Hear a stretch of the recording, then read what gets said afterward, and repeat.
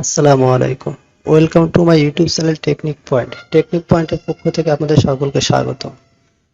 তো কম্পিউটারের এমন কিছু কিছু ফাইল থাকে যেগুলো ডিলিট করা যায় না। তো আজকে আমরা শিখবো কিভাবে এই ফাইলগুলো ডিলিট করা যায়। মাত্র 3টি উপায়ে এই ফাইলগুলো ডিলিট করা যায়। তো এখনো যারা চ্যানেলটিকে সাবস্ক্রাইব করেননি তো সাবস্ক্রাইব করুন ও পাশে থাকা বেল আইকনটি বাজিয়ে দিন।